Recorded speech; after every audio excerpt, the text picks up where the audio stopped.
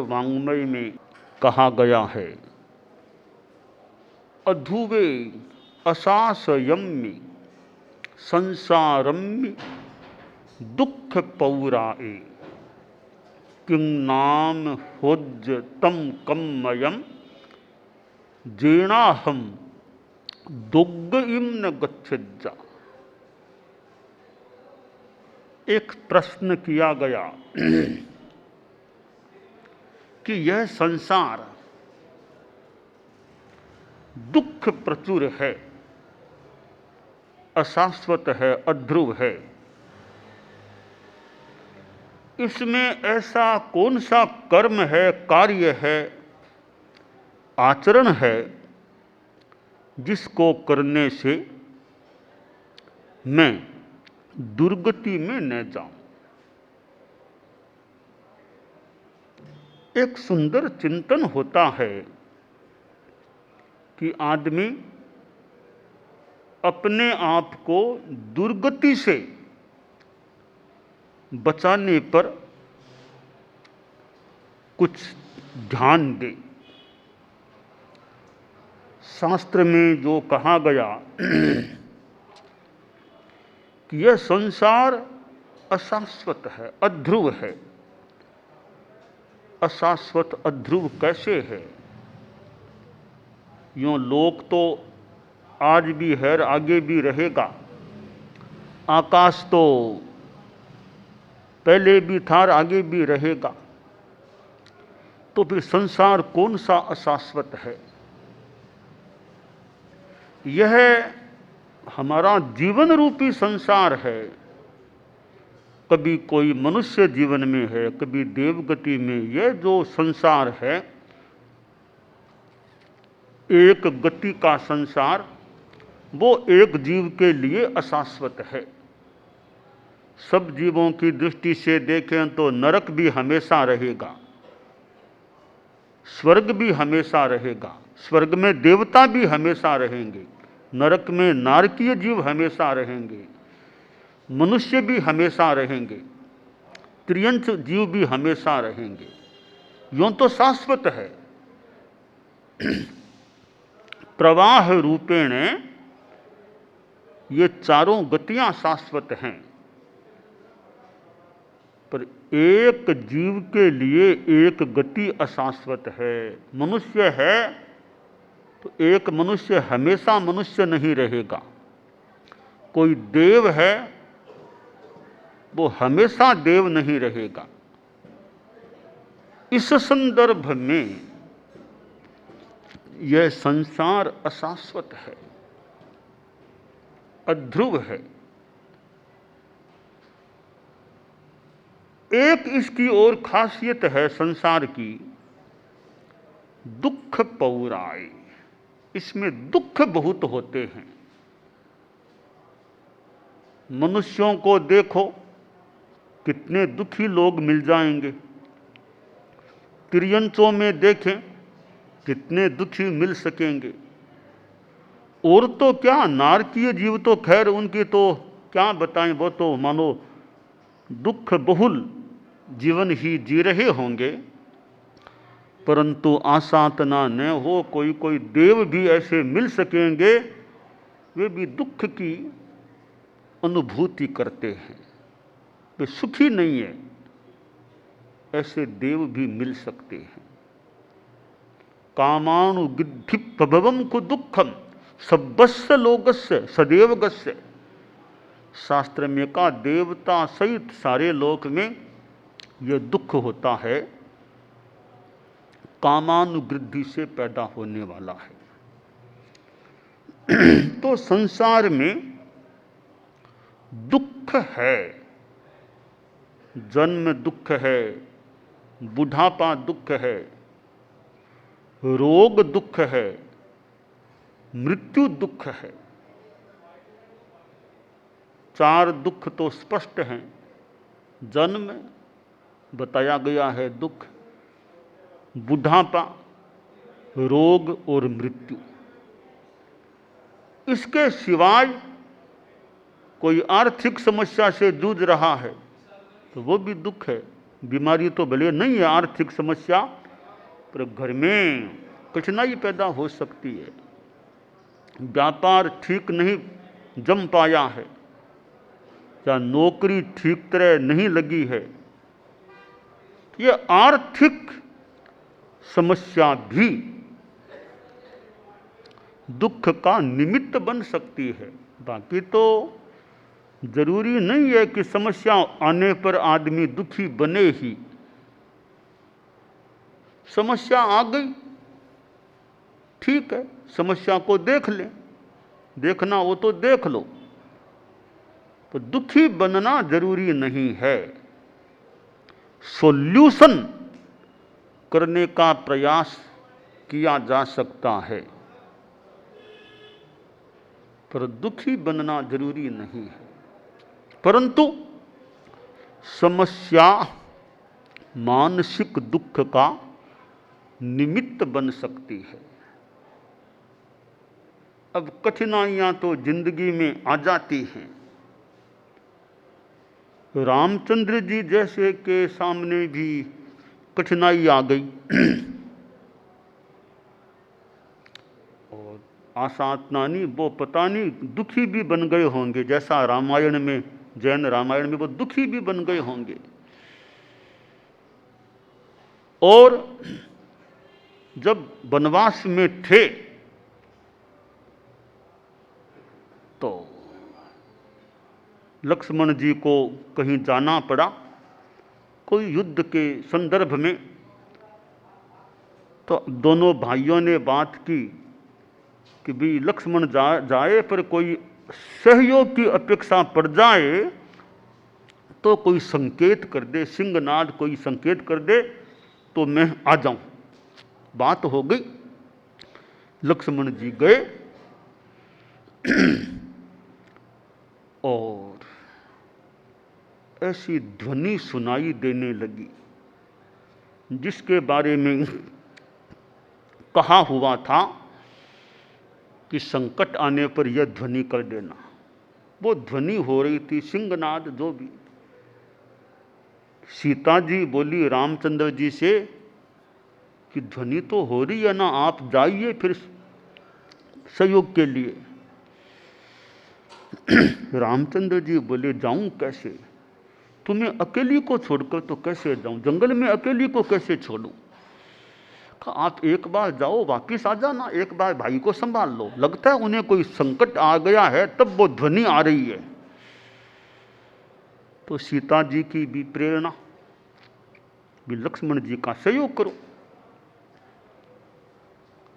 तो रामचंद्र जी गए, शकुन ठीक नहीं हो रहे थे, शकुन बढ़िया नहीं। तो एक बार चलें देखते हैं। गए लक्ष्मण जी के पास, लक्ष्मण जी ने देखा भाई जी आए, कि भाई जी आप क्यों, कि भैया वो ध्वनि आ रही थी जिसका हमने निर्णय किया था कि तकलीफ आए तो ध्वनि करना, वो ध्वनि आ रही थी तब मैं आया हूँ। तुम्हारी भाभी ने भी कहा तो मैं फिर आ गया सहयोग के लिए। भाई जी ये कोई छल है, कोई षड्यंत्र है, आप तुरंत वापिस, मैं बिल्कुल सकुशल हूं, कोई मुझे सहयोग की जरूरत नहीं है, आप तुरंत जाइए भाभी जी को संभालिए, कोई ये षड्यंत्र है, छल हुआ होगा।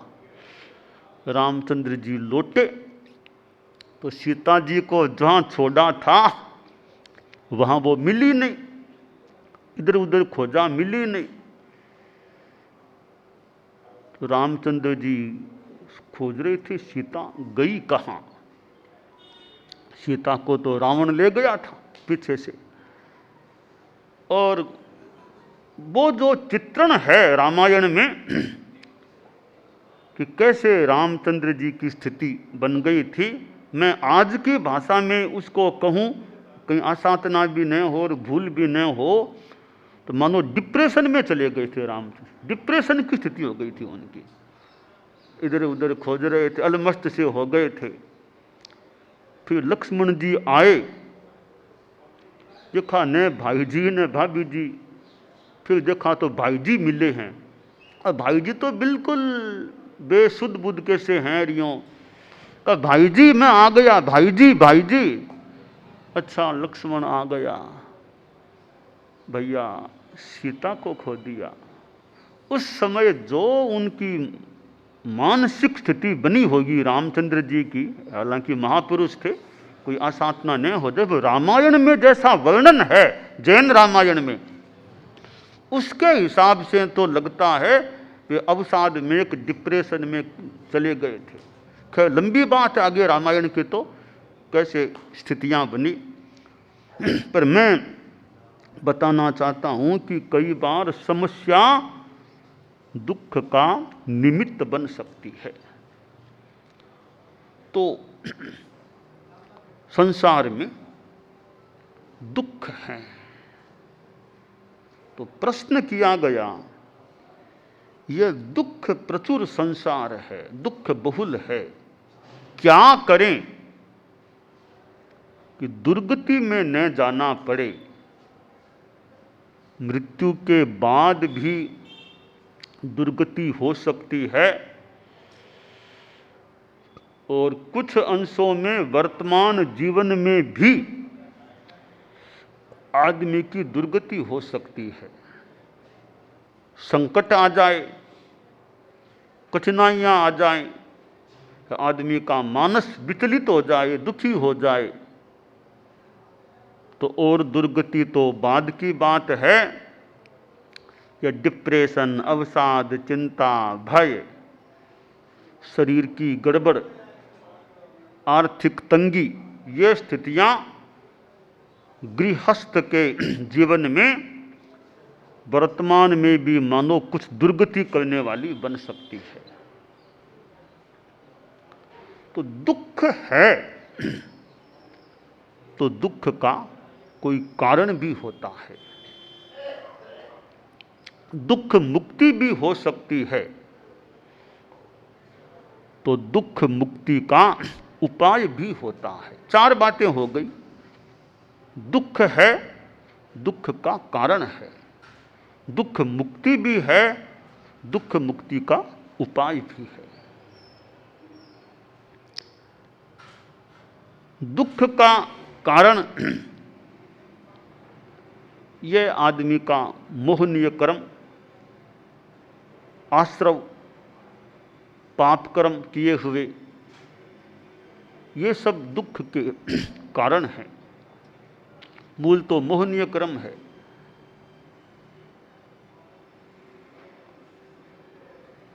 दुख मुक्ति, मोक्ष भी मिल सकता है, तो उसका उपाय है संबर की साधना, निर्जरा की साधना।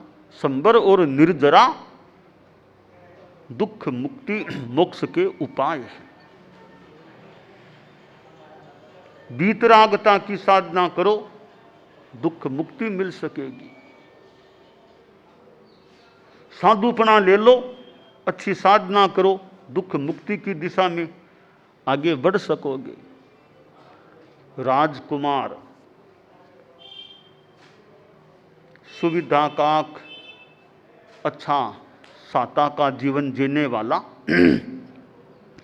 संसार की कई बातों से मानो अनजान था, और सैलक से अनजान रखा गया कि कहीं दुख इसके सामने न आ जाए। एक दिन घूमने के लिए जाने का मन हुआ,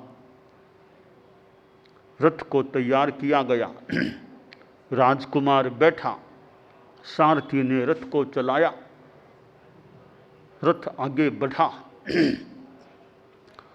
राजकुमार ने देखा एक आदमी थोड़ा मुश्किल से चल रहा है, धीरे धीरे धीरे धीरे, लाठी हाथ में धीरे धीरे जा रहा है।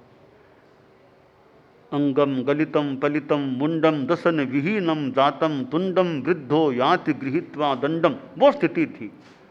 शरीर गला सा, झुर्रियां पड़ी हुई, हाथ में वो डंडा लाठी, धीरे धीरे वो चल रहा था। राजकुमार ने देखा ये आदमी ऐसे कैसे चलता है, ऐसे कैसे चलता है, मैं कैसे तेज चलता हूँ, ये कैसा चलता है, कि सारथी ये कौन आदमी ऐसे कैसे चलता है। सारथी बोला, कुमार प्रवर, ये बूढ़ा आदमी है, एज्ड है, बुजुर्ग है, अब चलने की वो स्थिति नहीं है, धीरे धीरे बेचारा रास्ता पार कर रहा है, बुढ़ापा आ गया। अच्छा, बुढ़ापा तो बड़ा दुख है, बुढ़ापा तो दुख है, अरे क्या घूमना, चलो वापस चलो। महल में आ गया, दिमाग में बात आ गई, बुढ़ापा दुख है। फिर एक दिन गया घूमने, फिर कोई देखा आदमी को, वो भी जल शरीर वाला सा, शरीर विकृत सा। सारथी, यह आदमी कौन है, ऐसे कैसे शरीर से हो गया? राजकुमार वर, ये बीमार आदमी है, भयंकर बीमारी लग गई है, शरीर ऐसा हो गया है। ओहो बीमारी, ओहो बीमारी तो बहुत दुख है, चलो वापस चलो, क्या घूमना, चलो। वापस आ गया, अब दिमाग में कि बुढ़ापा दुख है और बीमारी भी दुख है। फिर एक दिन घूमने गया तो फिर देखा रे कोई 4 आदमी, 2 आगे 2 पीछे, कंधे पर किसी को कुछ ले जा रहे हैं, पीछे लोग भी जा रहे हैं। का सार्थ है, ये क्या है कि यहाँ किसको ले जा रहे हैं, कहाँ ले जा रहे हैं? सारथी बोला, कुमार वर, उस आदमी की मृत्यु हो गई, मर गया, उसको ये स्मशान घाट ले जा रहे हैं, जलाएंगे। मृत्यु क्या होती है? मृत्यु क्या होती है? आदमी जन्म लेता है, जीवन जीता है और एक दिन मर जाता है। तो क्या मैं भी मरूंगा कभी? मैं भी, हर आदमी मरता है, आप कौन से अपवाद, हर आदमी मरता है, हर प्राणी मरता है, मरना पड़ता है। अच्छा, ओहो मृत्यु तो बड़ा दुख है, चलो वापस चलो, चलो। फिर आ गया, फिर एक दिन घूमने निकला, एक आदमी को देखा, कपड़े कोई अन्य प्रकार, आम आदमी से भिन्न कपड़े थे। कि सारथी, वो आदमी ऐसे कैसे कपड़े पहन रखा है, सामान्य आदमी से भिन्न वेश है। कुमारवर, यह साधु है, सन्यासी है, ये गारहस्थ्य को छोड़ चुका है। अच्छा, क्या करता है? साधना करता है। साधु क्यों बना? ये दुख मुक्ति के लिए, सब दुखों से छुटकारा पाने के लिए सन्यासी बना है। राजकुमार को एक समाधान मिल गया कि जो दुख हैं, बीमारी, बुढ़ापा, मृत्यु, इन सब से छुटकारा पाने का उपाय है साधु बन जाना, सन्यास ले लेना।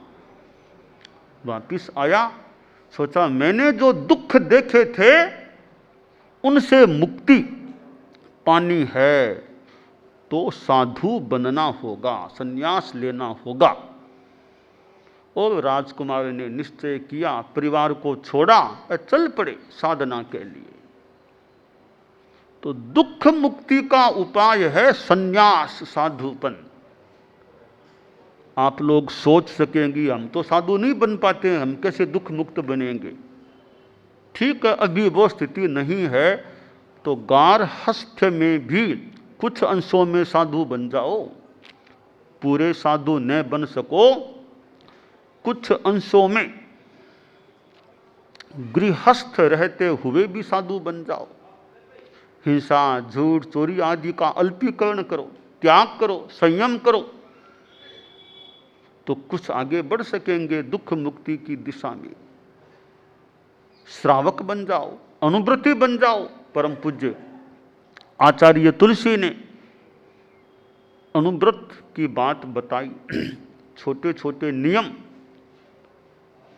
अच्छे अच्छे नियम वो ग्रहण करो, दुख मुक्ति की दिशा में आगे बढ़ पाओगे। परम पूज्य आचार्य महाप्रज्ञ जी वो प्रेक्षा ध्यान कराते, वीतरागता की दिशा में आगे बढ़ो, न प्रियता और न अप्रियता, दृष्टा भाव समभाव से देखो, प्रेक्षा करो, तो आगे बढ़ सकोगे। तो दुख मुक्ति के लिए राग चेतना को कम करना होगा। राग, द्वेष, क्रोध, मान, माया, लोभ, इनको कम करें, पतला करें, दुख मुक्ति की दिशा में आगे बढ़ सकेंगे।